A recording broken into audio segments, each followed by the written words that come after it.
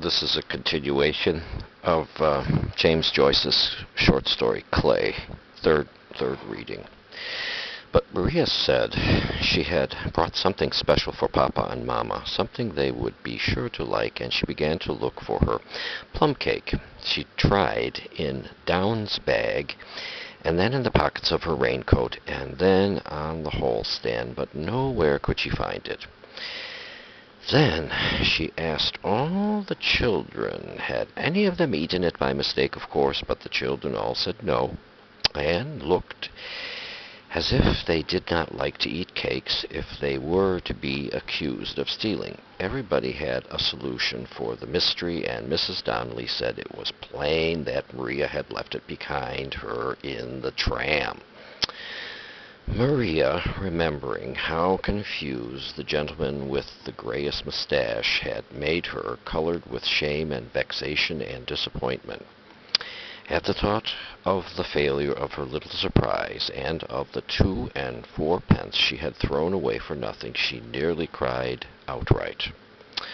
But Joe said it didn't matter, and made her sit down by the fire. He was very nice with her. He told her all that went on in his office, repeating for her a smart answer which he had made to the manager. Maria did not understand why Joe laughed so much over the answer he had made, but she said that the manager must have been a very overbearing person to deal with. Joe said he wasn't so bad when you knew how to take him, that he was a decent sort so long as you didn't rub him the wrong way. Mrs. Donnelly played the piano for the children, and they danced and sang. Then the 2 next-door girls handed round the nuts. Nobody could find the nutcrackers, and Joe was nearly getting cross over it, and asked how did they expect Maria to crack nuts without a nutcracker. But Maria said she didn't like nuts, and that they weren't to bother about her.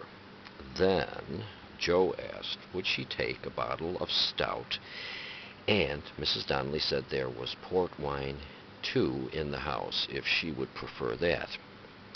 Maria said she would rather they didn't ask her to take anything, but Joe insisted. So Maria let him have his way, and they sat by the fire talking over old times, and Maria thought she would put in a good word for Alfie.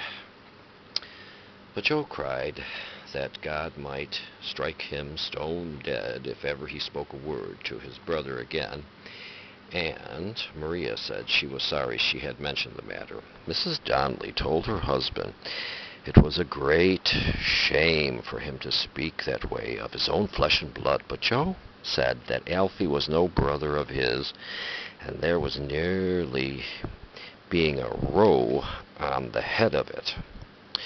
But Joe said he would not lose his temper on account of the night it was, and asked his wife to open some more stout. The 2 next-door girls had arranged some Hallow Eve games, and soon everything was merry again. Maria was delighted to see the children so merry, and Joe and his wife in such good spirits. The next-door girls put some saucers on the table, and then led the children up to the table blindfold.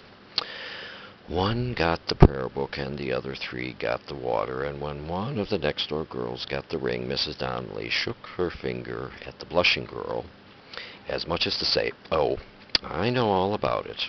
They insisted then on blindfolding Maria and leading her up to the table to see what she would get.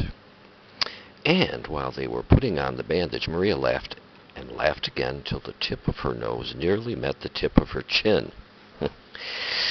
They led her up to the table amid laughing and poking, and she put her hand out in the air as she was told to do. She moved her hand about here and there in the air and descended on one of the saucers. She felt a soft, wet substance with her fingers, and she was surprised that nobody spoke or took off her bandage.